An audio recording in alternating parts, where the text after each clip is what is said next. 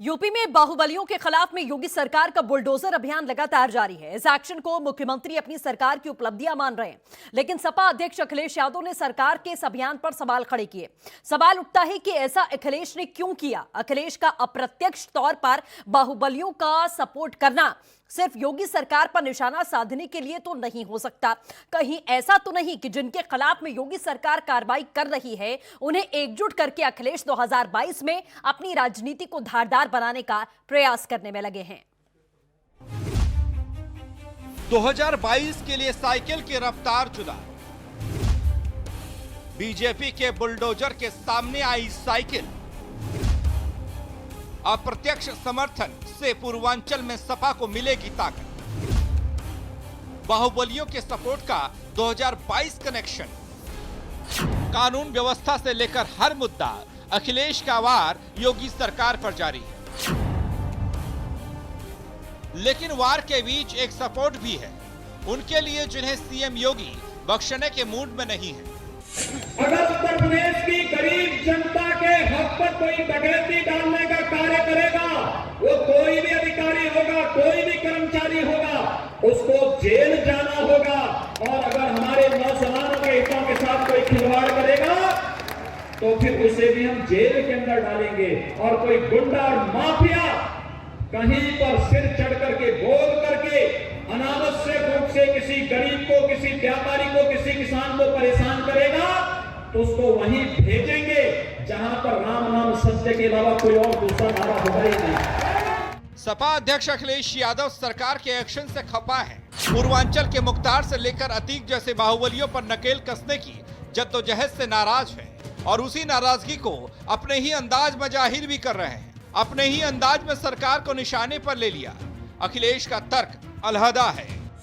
ये सरकार जिन लोगों के पुश्तैनी घर मकान हैं उन पे भी बुलडोजर चला रही है, और हमसे ज्यादा कौन अच्छा समझेगा सरकार को। हमारा अपना घर, मुझे अपने आप खुद एफिडेविट देना पड़ा कि हम घर नहीं बनवा सकते। तो सरकार जो कर रही है, सरकार को ये सोचना चाहिए कि पुश्तैनी घर मकानों पे अगर बुलडोजर चलेंगे तो देश में न जाने कितने ऐसे घर हैं जिनके नक्शे पास नहीं हैं। और सरकार अपना भी तो देखे कि अपना नक्शा पास कराया है सरकार ने कि नहीं कराया है। कोई मुझे ये बताए कि मुख्यमंत्री आवास का नक्शा पास है कि नहीं है। क्या सिर्फ विपक्ष की ओर से सरकार को निशाने पर लेने की ये एक सियासी परंपरा भर है या फिर उसके राजनीतिक मायने भी हैं?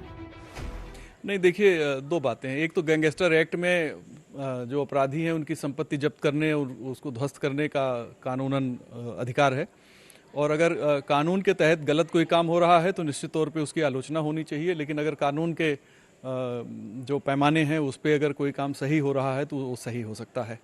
कोई अगर किसी के पुश्तैनी घर है और वो क्रिमिनल है और वो उस पुश्तैनी घर का मालिक है अपनी लीगेसी के हिसाब से और अपनी विरासत के हिसाब से, तो ये बहुत ऑब्जेक्शनेबल बात नहीं है। लेकिन उत्तर प्रदेश में कहीं कोई चीज़ सिर्फ इसलिए अगर की जा रही है कि हमें एक मैसेज देना है, तब शायद उस पर पॉलिटिक्स भी होनी चाहिए और उसका विरोध भी होना चाहिए। लेकिन अगर कहीं लॉ एंड ऑर्डर की बात है, कहीं पब्लिक ऑर्डर की बात है और कहीं ऐसे समानांतर सरकारें चलाने वाले लोगों की बात है, तो जो भी अगर कानून सम्मत कार्रवाई होती है तो उसका स्वागत करना चाहिए। अब जरा आइए सुनते हैं अखिलेश के इस एग्रेशन वाले स्टैंड पर बीजेपी से लेकर विपक्ष की क्या प्रतिक्रिया है। अब उनको जो लोगों पे आपराधिक छवि के लोग हैं, जिन्होंने कब्जा किया, अवैध है, नक्शा पास नहीं करा, उनको लगती है वो पुश्तैनी है। जब तो आप संरक्षण दे रहे थे इन अपराधियों को, और इसीलिए आपको कहा जा रहा था कि आपके यहाँ गुंडा राज चल रहा है। हम उन गुंडों के ऊपर तो ही कार्रवाई कर रहे हैं योगी सरकार।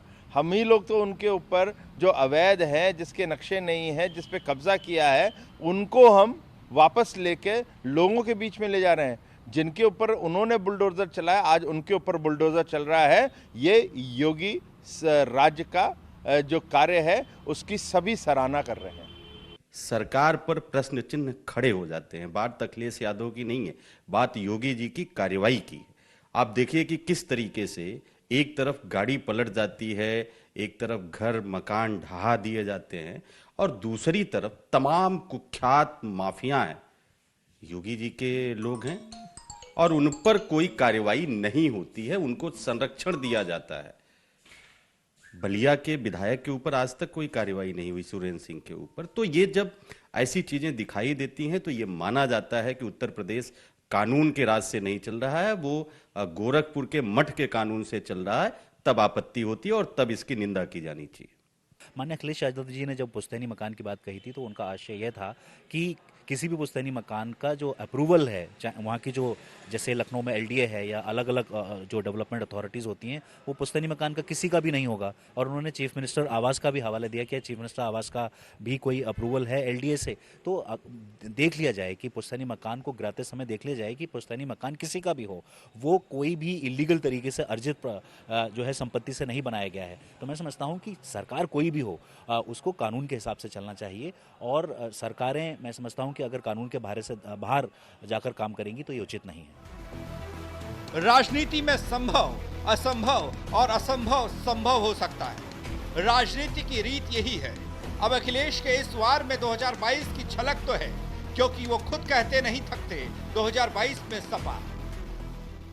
टारगेट 2022 है और उसकी शुरुआत होगी बाई इलेक्शन से।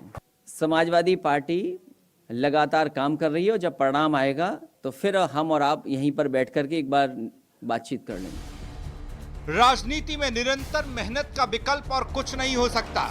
अखिलेश की निरंतर मेहनत में शायद वो बाहुबली भी है जो योगी सरकार के निशाने पर है। समाजवादी पार्टी के राष्ट्रीय अध्यक्ष अखिलेश यादव ने आज सरकार पर करारा हमला बोला। उन्होंने जहां बेरोजगारी और किसानों की समस्याओं का मुद्दा उठाया, वहीं विधानसभा 2022 के चुनावों को लेकर अपनी तैयारियों का भी जिक्र किया। उन्होंने कहा अभी तो ये टेस्ट है, उनका टारगेट 2022 है।